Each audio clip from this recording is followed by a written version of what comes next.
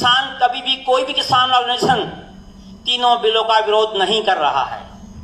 सिर्फ वो सिक्योरिटी मांग रहा है जो आपने कंज्यूमर को दी है। सिर्फ मैं वही मांग रहा हूं, अभी मुझे सिक्योरिटी दी जाए।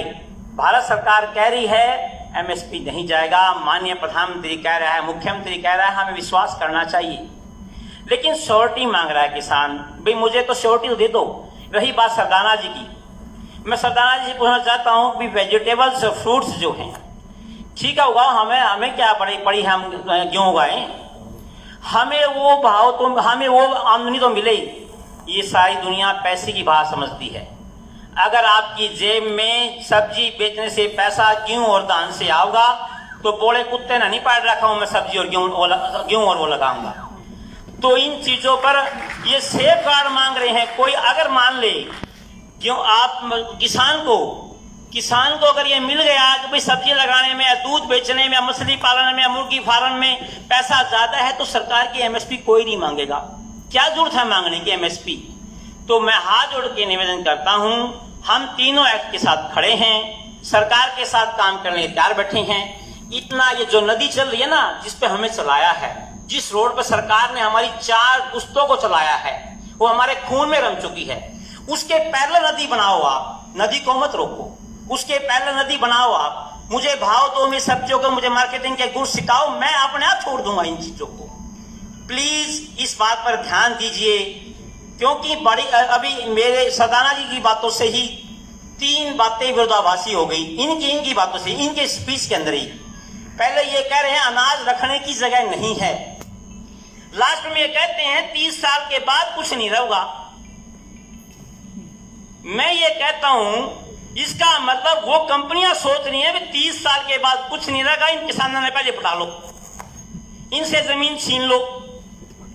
तो मतलब मैं तो वो आपकी बात का जवाब दे रहा हूं सर, जो आप कह रहे हो 30 साल के बाद कुछ नहीं रहेगा और लैंड बढ़ेगी नहीं, लैंड घटने लग रही, ठीक है। तो मेरा रिक्वेस्ट है इस बात की ओर ध्यान दिया जाए, क्यों जीरी से किसान अपने आप निकल जाएगा अगर हमें दूसरी फसलों के अंदर ज्यादा मुनाफा दिखेगा। आज हॉर्टिकल्चर प्रदेश में 7% के आसपास है, 7.5 होगी, मेरा आंकड़ा बढ़ रहा है। आप कह रहे हैं 2023 तक 30% ले जाएंगे, 60% ले जाएंगे। पिछले दिनों माननीय मंत्री जी ने भी देखा है, माननीय मुख्यमंत्री जी ने देखा है, हमारे डीजी हॉर्टिकल्चर साहब जो काफी दिन रात किसानों के साथ काम लगे रहते हैं, इन्होंने भी देखा है टमाटर का क्या हाल हुआ था। अगर हॉर्टिकल्चर क्रॉप इस तरह से बढ़ेगी तो उसको खपाने के लिए भी जगह चाहिए, उसकी कंजप्शन भी चाहिए। और पुनीत जी से मैं सहमत हूं, कोई भी व्यापारी मुनाफे के लिए काम करता है, किसान की तरह चैरिटी के लिए काम नहीं करता, देश के लिए काम नहीं करता। पहले कंपनी के लिए काम करेगा, वो उसका मैनेजर कंपनी के लिए काम करेगा, देश के लिए काम करेगा। किसान देश के लिए काम कर रहा है, मैं सरप्लस कर दिया देश। तो मैं आपसे हाथ जोड़े कहता हूं, कोई विरोध नहीं कर रहा, कोई विरोध नहीं कर रहा। जब माननीय मंत्री जी, मुख्यमंत्री जी, प्रधानमंत्री जी कह रहे हैं एमएसपी खत्म नहीं होगी, जब लाला खूबी नू कह रहा है अगर मंगू ने 500 देने, मेरे मंगू भी कह रहा 500 देने मन है, फिर लिखत में की जवाब भाई बसाइन करने में क्या दिक्कत है। जब दोनों पार्टी मान रही है कि हमने 500 देने, किसान भी कह रहा 500 देने मन है, लाला भी कह रहा 500 लेने, फिर जब लेन देन पर दोनों सहमत हैं, इसको मूछ की लड़ाई न बना जाए।